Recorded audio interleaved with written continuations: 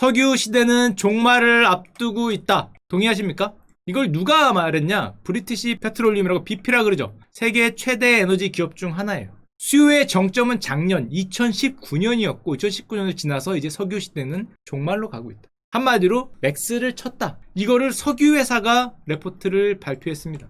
그 다음에 그 레포트에 보면은 시나리오 여러 개 있는데 그 모든 시나리오에서 석유 수요가 꾸준히 증가하는 시나리오는 없다는 거죠.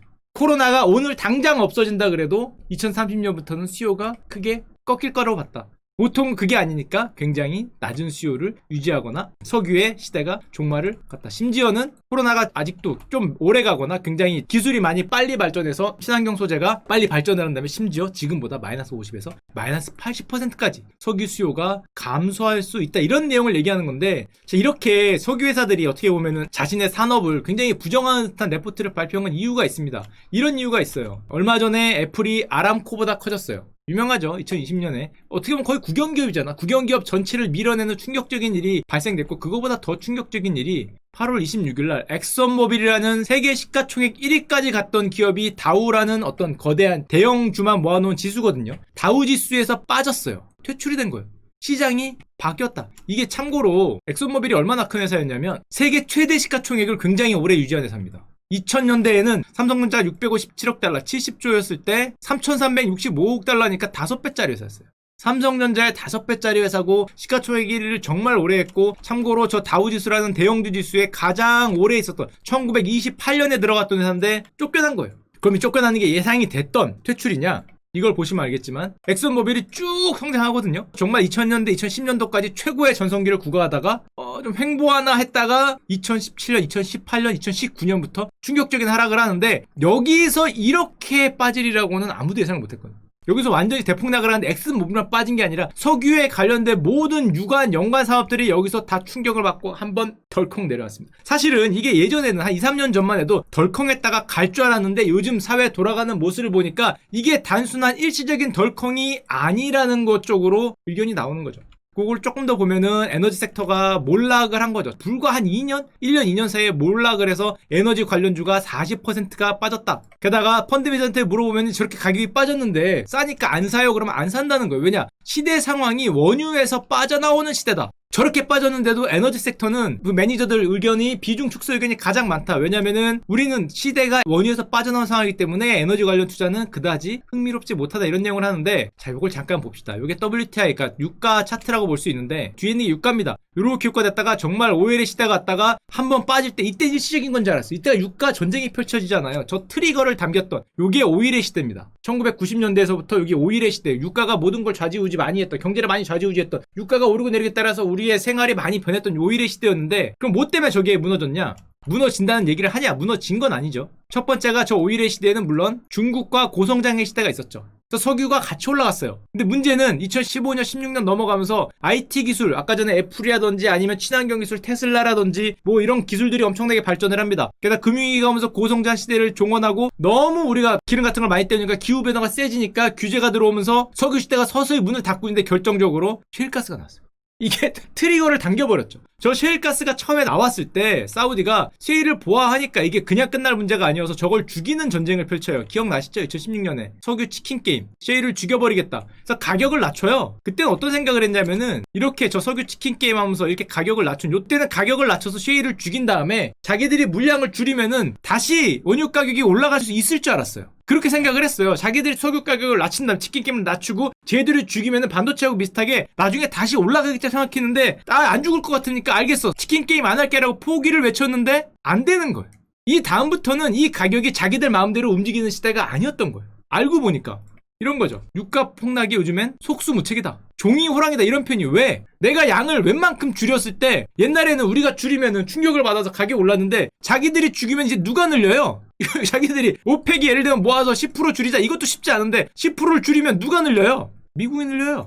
그래서 너무 많아요. 늘릴 게 너무 많아. 대표적인 건 미국이죠. 어이구 좋네. 야 얘들아 가격 올랐단다. 구멍 더 뚫어라 하면서 쉐일을 미친듯이 뚫잖아. 지금 가격이 낮아서 못 뚫고 있는 게 얼마나 많은데 얘들이 줄이면 얘들이 늘려. 그러니까 오펙 입장에선 이걸 줄이면 남 좋은 일이잖아요. 러시아도 사우디도 그런 소리를 하는 거예요. 러시아 사우디 모아서 야 우리 감산하자. 그럼 맨날 나오는 게 왜 남 좋은 일이란 거예요. 남 좋은 일. 누구 좋으라고. 게다가 이것도 우리 항상 이렇게 생각하죠. 1970년대 석유 40년이면 고갈된다. 2020년이죠. 80년대 40년, 90년대 40년, 2000년대 아직도 40년이에요.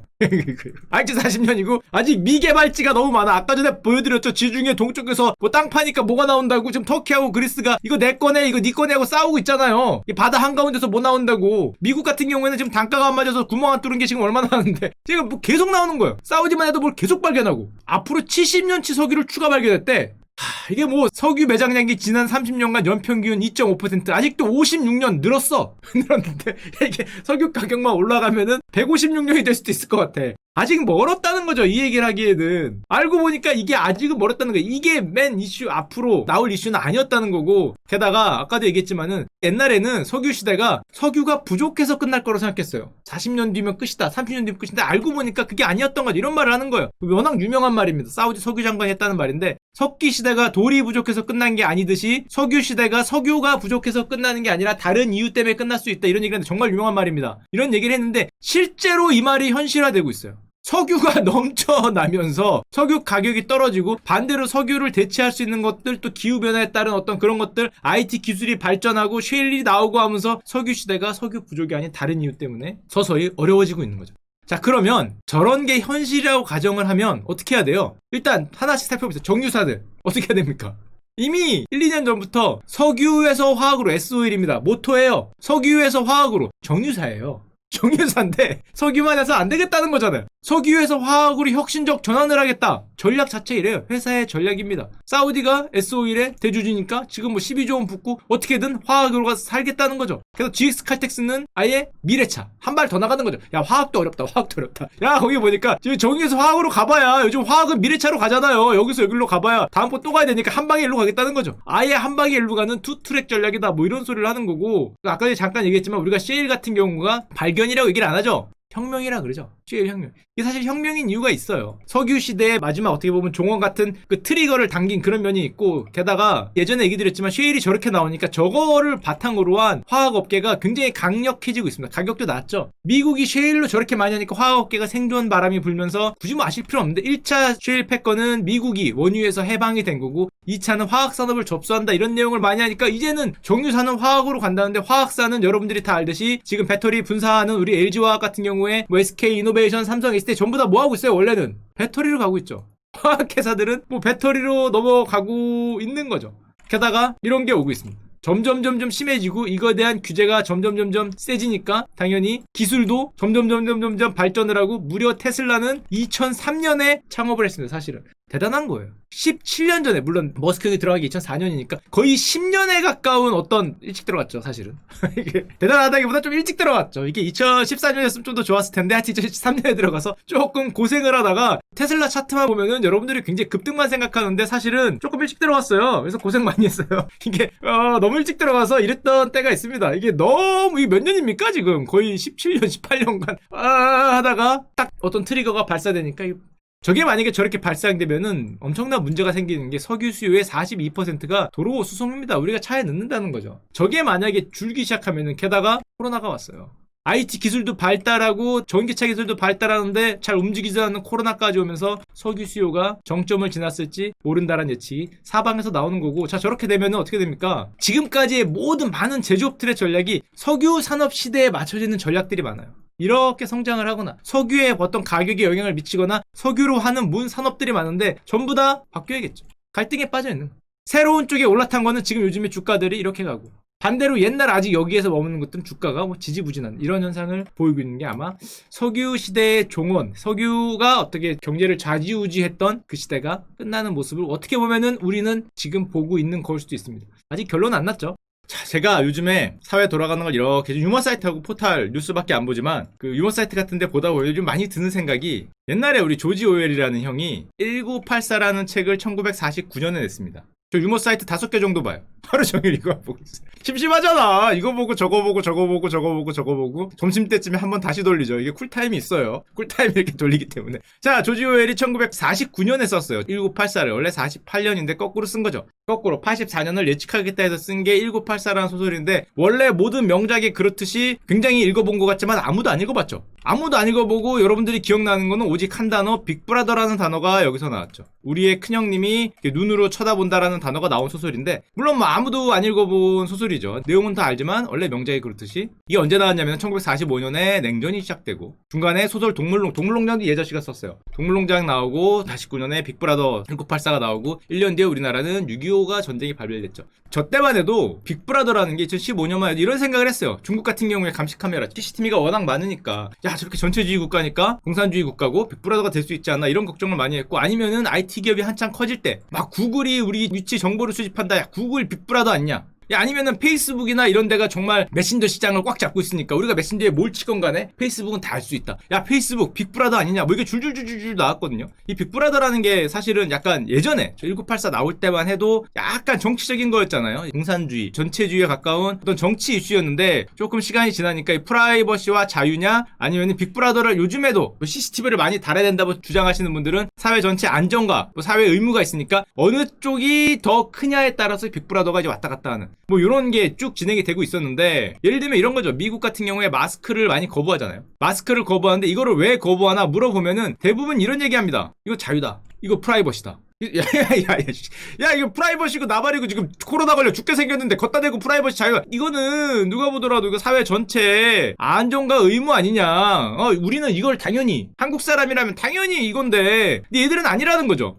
좀 정신 나간 건 아니라는 거죠. 이게 어떤 경우에도 이렇게 될 수 있다, 뭐 이런 소리를 하는 거예요. 죽을 수 있는데 뭐 안 죽는다고 생각을 하나 보죠. 자, 그러다 보니까 미국에서 배웠다고 하는 분들도 뭐 경찰이나 보안관이 단속을 거부한다든지, 뉴욕 경찰관이 뭐 사람들이 결정할 일이다, 뭐 심지어 권한, 위헌적이다, 이런 표현을 쓰는 게 이제 저기서 나오는 건데, 물론 미국 사람들 중에서는 이런 분 있죠. 우리 행크스 형 같은 경우에는 부끄러운 줄 알아면서 마스크를 거부하는 게, 어떻게, 물론 프라이버시와 자유도 중요하지만 일단 남을 피해를 주면 안 되니까 뭐 이런 얘기를 하는 거니까. 그래서 결론적으로 얘기하면은 우리는 빅브라더 저 소설에도 굉장히 영향을 많이 받았기 때문에 이 시소에서 이쪽이냐 이쪽이냐는 거는 굉장히 요즘에 이걸 잘 잡는 것 같아요. 그래도 야, 아무리 프라이버시 자유가 중요해도 코로나 같은 경우에는 요걸 조금 더 하자. 아니면은 이게 점점점 세지면은, 야, 이거 빅브라더 아니야? 뭐만 조금 더 구글입으로 하려고 그러면은, 야, 이거 자유가 중요하다, 이런 건 되는데, 요즘에 여러분들은 어떤 생각이 들어요? 빅브라더라는 거에 더 무섭습니까? 아니면은 스몰 브라더가 더 무섭습니까? 전 요즘에서라는 걸 보면 이거는 사람들이 다 알아. 그래서 좀 견제를 하는 것 같아. 근데 요즘은 이거죠, 이거. 스몰 브라더. 빅브라더, 우리 큰형들은 이게 잘 보이기 때문에 연락 맞아요. 뭐 잘못하면은 구글 청문회 끌려가고, 물론 뭐 음모론도 있지만, 뭐 잘못하면 연락에 때리고 정신머리가 없다는 등 뭐라는 등 해서, 이거는 요즘에 쉽지 않은 것 같아. 시민의식이 그만큼 깨 있으니까. 근데 요즘은 이거잖아요. 제가 살짝 검색을 해봤어요. 저런 단어가 있나? 야, 있더라. 저 진짜 깜짝 놀랐어요. 와, 이 단어가 있는 단어였어요. 나는 몰랐네. 스몰 브라더 사회 지지파배. 스몰 브라더는 게 뭐예요? 너와 나죠, 너와 나. 너와 나가 서로가 서로를 감시, 견제, 뭐 불편하다, 제 싫다, 뭐 이런 거죠. 새로운 권력에도, 야, 있는 단어였어. 와, 나 몰랐다. 그래서 저는 이 얘기를 하면서도 살짝 걱정을 했어요. 무슨 걱정? 이런 얘기를 잘못하면은 문제가 있어요. 왜냐? 브라더잖아. 그래서 검색해봤습니다. 이것도 있나? 야, 있어. 다행이다. 큰일 날 뻔했어요. 이거 브라더라고 잘못 얘기하면 혼나기 때문에 스몰 시스터도 있습니다. 있었어. 스몰 브라더의 시스터로 가도록 하겠습니다. 성인지 감수성이 충만한 사람이에요. 충만 그 자체죠. 시스터도 검색했어요. 있어요. 시스터가 뭐냐? 똑같습니다. 그 빅브라더와 대비된 용어를 하니까 시스터나 스몰 브라더나 거의 비슷한. 그러니까 빅브라더는 정부나 정치 권력의 사회적 통제를 가한다는 건데, 요즘에는 정부나 정치 권력이 사회적 통제를 잘못 가했다가는 엄청 들어왔기 때문에 그게 아니라 우리가 우리 스스로 사회적 통제를 많이 가한다는 건데, 이게 거의 모든 것으로 사실 가고 있죠. 그리고 교수님 의견을 잠깐 좀 먼저 보여드리도록 했어요. 저 같은 사람이 아무리 얘기해봐야 교수님 한마디가 더 와닿는 거니까. 자, 서울대 심리학과 곽금조 교수님은 큰 권력에 억눌렸던 개인들이 나도 정의를 구현했다라는 카타르시스를 느끼며 소용주의에 빠진 결과다. 이거 전 이런 어려운 건 모르겠고, 그냥 보다가 뭐가 자기 의견과 다르거나 뭐가 마음에 안 들면 서로가 서로를 까는 거죠. 그게 뭐가 됐던 간에, 뭐 좌건, 우건, 뭐 대건, 소건, 남여건, 뭐 뭐건 간에 하여튼 예를 들면은 호드건, 얼라건, 뭐가 서로 마음에 안 들면은 서로가 서로를 견제하고 서로가 서로를 향해서. 게다가 요즘에 이런 현상들이 이게 약간 군중 심리잖아요. 이게 저는 보면서 요즘 느끼는 게 정말 엄격합니다. 오, 야, 엄격해요. 야, 거의 장난 아니야. 와, 정말 엄격해요. 이게 우리나라 많은 것 가운데 뭐 한두 개뿐만 아니라 거의 모든 면에서 이거 예를 들면은 우 있잖아요. 정부가 정책을 냈어. 거기에 대해서 야, 이거 좋은 정책이다 생각하고 하면은 따다다다다다 하잖아요. 나쁜 정책이다 하면 따다다다다 하고 이게 엄청나게 엄격합니다. 아니 논문을 내도 아마 비판이 들어올 것 같아. 내 생각엔 이건 MSCI라 그러냐 뭐라 그러냐 거기에 등재된 논문을 내도 비판할 것 같아. 이게 거기에 뭘 해도 비판 당하기 때문에 정말 어려워요. 근데 문제는 저렇게 되면 우리가 어떻게 돼요? 이렇게 돼. 이게 편하거든. 그치 말하면 이게 편해요. 사회가 이렇게 돼. 뭐만 하면은 저부터 봐요. 무슨 경제 정책이 나왔어. 이거를 찬반을 아니면은 야 이런 건 좋고 이런 건 나쁘다라고 얘기를 해야 되는데 얘기를 하면 혼나거든. 이게 안 해요. 침묵하면 뭐 되는데 이게 침묵이라는 게 과연 이게 의견을 낼 수가 없으니까 참 그런 면이 있죠. 예를 들면은 뭐를 얘기할까? 경제적인 거 뭐 기본소득? 예를 들면 뭐 이런 거? 뭐 의견을 낼 수 있죠. 뭐 기본 어떤 면은 좋고 어떤 면에서 안 좋은데 이렇게 하면 어떨까? 저렇게 하면 어떨까? 아니면 이건 별론 것 같아 좋은 것 같아 얘기하면 야 이거 혼나. 그 어떤 얘기를 해도 혼납니다. 그 어떤 얘기를 해도. 이 뭔 얘기를 하면 안 혼날 수 있을까? 이거에 대해서 안 혼나는 건 전 몰라요. I don't know. 이건 무슨 얘기야. 침묵하게. 옛날에 우리 아버지들은 빅브라더 시대에 빅브라더가 뭐라 그러면은 이거 하고 학생운동이다 정의의 화신이다 그다음에 옛날에 이거 했던 분들이 지금 다 뭐 이렇게 정의를 위해서 하신 분들이어서 다 높은 자리에 가고 훌륭한 분들 되고 그러잖아요. 요즘에는 야 안 되겠어 내가 스몰 브라더하고 싸우겠어 하고 뭐라고 하면은 찌질한 놈이야. 거기서 야 너 SNS지라고 있냐 뭐 이런 소리 하는 거잖아요. 내가 싸우겠어 나도 침묵하지 않을 테야 이게 맞아 하고 하면은 뭐 서로 댓글놀이 하고 있는 거고 하다 보면은 현타 오고 내가 뭐 하는 건가. 우리 아버지들은 뭐 이래갖고 멋있게 해갖고 뭐 훈장되고 그랬는데 내가 하면은 찌질 써있는 거죠. 찌질 방구석 찌질이 뭐 이게 있는 거니까 에이씨 뭐야 이거 하여튼 뭐 그런 생각이 많이 들려. 그래서 제가 옛날에 되게 인상 깊게 봤던 기사 이 형이 옛날에 이 아들이거든요. 윌 스미스 형 아들이에요. 근데 아들이 좀 미국 분이니까 뭐라고 했던 게 아들이 좀 뭐라고 해야 되지? 아들이 조금 하여튼 그래요. 조금 이 맛이 갔다 그러면 뭐하고 조금 좀 뭐한 측면이 있거든요. 약간 관종기가 있고 뭐죠? 하여튼 말썽 자체야 하는 걸 보면은 뭐 온갖 걸 다 해요. 뭐 이런 것도 하고 하여튼 온갖 걸 다 하는데 윌 스미스 형이 토크쇼 나와서 그랬어요. 당신의 아들이 이렇게 개판인데 어떻게 생각합니까? 그때 뭐라고 하시는지 아십니까?